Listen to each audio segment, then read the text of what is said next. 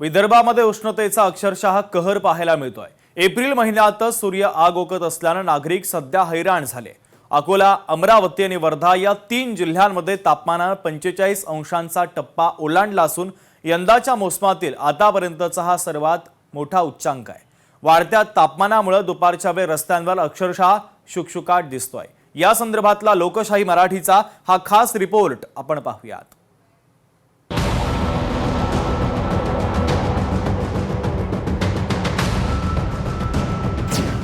विदर्भात उष्णतेचा कहर, सूर्य ओकतोय आग, उकाड्यानं नागरिक हैराण। काल विदर्भातील अकोला आणि अमरावती येथे तब्बल 45.6 अंश सेल्सिअस तापमानाची नोंद झाली आहे, तर वर्ध्यामध्ये पारा 45.5 अंशांपार पोहोचलाय। याशिवाय भंडारा, चंद्रपूर आणि नागपूरमध्येही तापमान 44 अंशांच्या पुढे आहे। गडचिरोली आणि गोंदिया येथे 43.6 अंश सेल्सिअस तर वाशिम आणि यवतमाळमध्ये 43 अंश सेल्सिअस तापमानाची नोंद झाली आहे। सर्वात कमी बुलढाणा येथे 42.2 अशा तापमानाची नोंद आहे। तरीही हे तापमान बुलढाण्यातलं या ऋतूतलं सर्वाधिक तापमान आहे। प्रशासनानं नागरिकांना अत्यावश्यक काम असल्यास दुपारी 12 ते 4 घराबाहेर न निघण्याची सूचना जरी दिली असली तरीही नाईलाजानं दैनंदिन कामासाठी नागरिकांना घराबाहेर पडावंच लागतंय। विदर्भामध्ये आता नागरिक घराबाहेर पडताना काळजी घेताना दिसतात।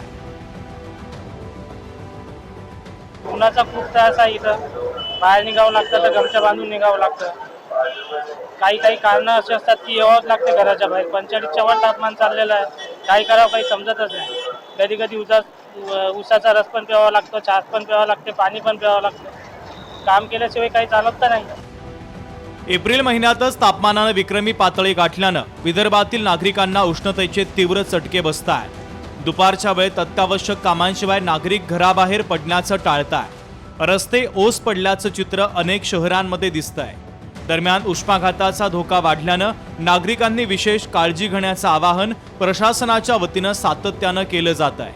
भरपूर पाणी पिणं, उन्हामध्ये बाहेर पडताना डोक्यावरती संरक्षण ठेवणं आणि दुपारच्या कडक उन्हापासून दूर राहणं असे उपाय सांगितले जात आहेत। मात्र पोटाची खळगी भरण्यासाठी अनेकांना घराबाहेर पडावंच लागतं। दुपारच्या वेळेत नागरिकांची गर्दी नसल्यानं व्यावसायिकांना सुद्धा या उष्णतेचा फटका सहन करावा लागतोय। धंदा पाणी काही होत नाही, उन्हाळी बसावं लागते। 12 वाजता ऊन चालू होऊन जाते। कडक ऊन असते, एकदम 45च्या वरती असते। कधी धंदा टीम झाला आमचा, बसावं लागते उन्हामध्ये। कधी वाट पाहत सवारीची, येते का सवारी काही येत नाही साहेब सवारी। पोटासाठी बसा लागते, दिवसभर उन्हामध्ये तापा लागते। बिना दुपट्ट्याचा कधी बसा लागते, विचार लागते। ताण लागत नाही, पाणी लागत नाही, ताण लागते पाणी।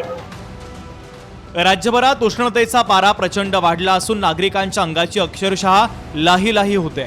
मराठवाडा, विदर्भासह संपूर्ण राज्यात उन्हाचा तडाखा वाढला असून दुपारच्या वेळेत रस्ते ओस पडताना दिसतात। हवामान विभागानं पुढील 2 दिवसात तापमान 46 अंशांपर्यंत जाण्याचा अंदाज व्यक्त केला आहे। 2026 वर्ष हे संपूर्ण उत्तर भारत आणि मध्य भारतासाठी अतिशय उष्णतेचं वर्ष ठरणार आहे।